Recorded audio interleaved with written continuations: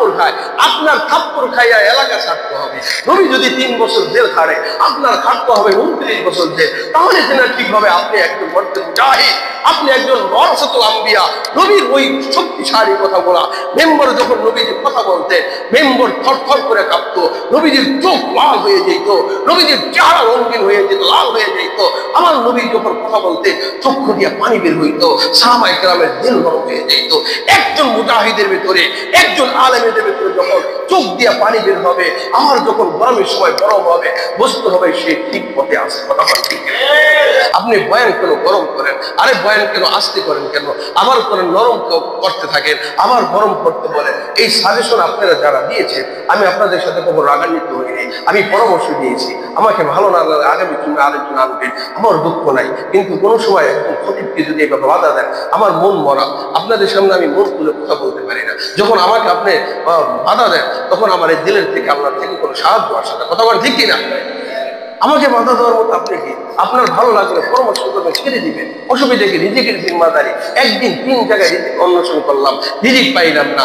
আরেকদিন 24 ঘন্টার ভেতর রিজিকের কোনো অভাব থাকে না। রিজিকের জিম্মাদারি কোনো মার কাছে নাই, রিজিকের জিম্মাদারি কোনো বাবার কাছে নাই, রিজিকের জিম্মাদারি কোনো এমপি মন্ত্রী লিডারদের কাছে নাই, রিজিকের জিম্মাদারি কোনো কারো কাছে নাই। রিজিকের জিম্মাদারি নিচে আল্লাহর কাছে। রিজিক থাকলে আপনি কেন রিজিকের জন্য তার মাথা হাতে ইসলামের কথা বলে চুপ করে থাকেন?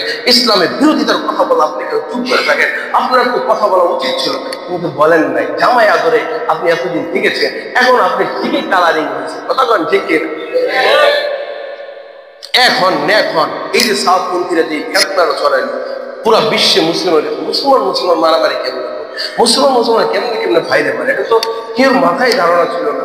2017 সালে না আরেকবার পিটিয়ে, 18 সালে আরেকবার পিটিয়েছে, তাদেরকে মাফ করে দেওয়া হয়েছে। কিন্তু দেখলাম আসলে তারা মাফের যোগ্য না, আসলে তারা মানুষ না। হযরতে যে বয়ান করছিলেন পাগড়ি পইরা, ঘুমটা দিয়ে হযরতে কেন আল্লাহর ওলি খুতবা দিতেন, বয়ান করতেন, তাকাইতেন না কারো দিকে। কারণ তাকাইলে দেখে সব জানোয়ার, সব কুকুর, সব হিংস্র জানোয়ার ধরা মসজিদের ভিতরে। এই জন্য তিনি কোনোদিন ঘুমটা দিয়া কোনোদিন চাইয়া কারো দিকে দেখতেন না, নিজ দিকে তাকে বয়ান করতেন, নিজ দিকে তার কামরায় চলে যেতেন। যখন মরিদে জিজ্ঞেস করলো, হুজুর আপনি ঘুমটা মরত থাকে, ডাইনে বামে তাকান না, কারণ কি? তখন তাকে প্রমাণ স্বরূপ দেখাইলো, পাগড়ি মাথায় দাও। বুজুর্গদের পাগড়ির ভিতরে আল্লাহ পাক সাহায্য করেন, পাগড়ি পরাইয়া দিলেন। এবার বাতিনি চুপ করে গেল, দেখলো তাকাইয়া যে আমার মসজিদের ভিতরে যে মানুষ চাইতে জানোয়ার বোঝায়, তাই তিনি লাঠিটা কেন আরম্ভ করে দিয়েছে।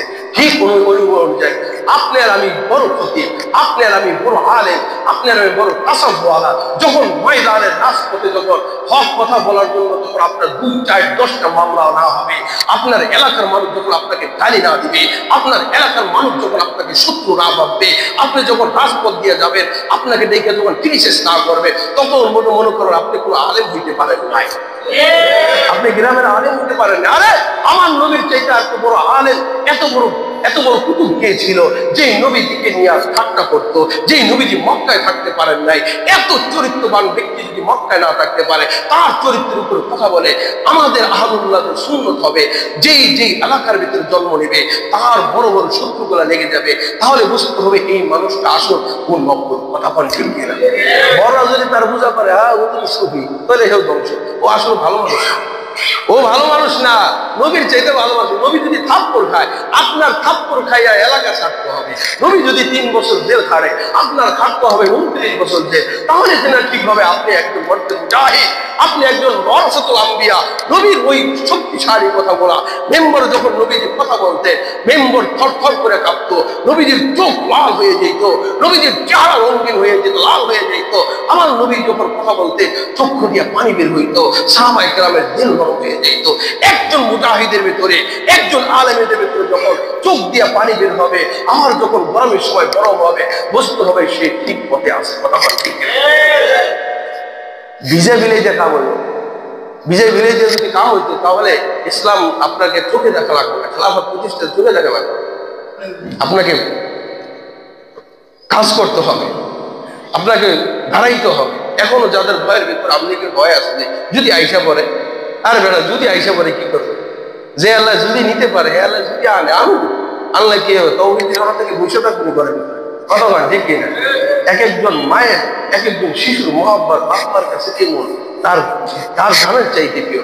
আবার তিনি আইসা আমাকে মেরে ফেলবে, আমার ছেলে বসে থাকবে, আমার ছেলে বড় হবে, ইতিহাস জানবে তোমার আব্বার উপর জুলুম এই কর্মীর লোকেরা করেছিল, তোমার আব্বার উপরে এই কর্মীরাই মিথ্যা মামলা দিয়ে জুলুম দিয়ে তাকে শেষ করে দিয়েছিল, তুমি তখন ছোট ছিলা। তখন এই দিলের ভিতরে যখন চোট লাগবে তখন বলবে যে হ্যাঁ, আমাকে প্রতিশোধ নিতে হবে, এই গ্রাম থেকে এই ধরনের জুলুম নির্যাতন বন্ধ করতে হবে। তখন দেখবেন একজন খালেদ সাইফুল্লাহ আইয়ুবী, আবার গজনবীর মতো, সুলতান মাহমুদ গজনবীর মতো এক একজন কর্মী সৈনিক তৈরি হবে। যতক্ষণ পর্যন্ত আপনি রক্ত না দিবেন, যতক্ষণ পর্যন্ত আপনার হাত না দিবেন, যতক্ষণ পর্যন্ত আপনার শরীরের কোনো অঙ্গ প্রত্যঙ্গ দ্বীনের জন্য না দিবেন, ততক্ষণ পর্যন্ত আপনার এই গর্বের ভেতরে, আপনার এই সিলসিলার ভেতরে কোনো বর্জ্য মুজাহিদ তৈরি হবে না। কথা বলেন ঠিক কিনা?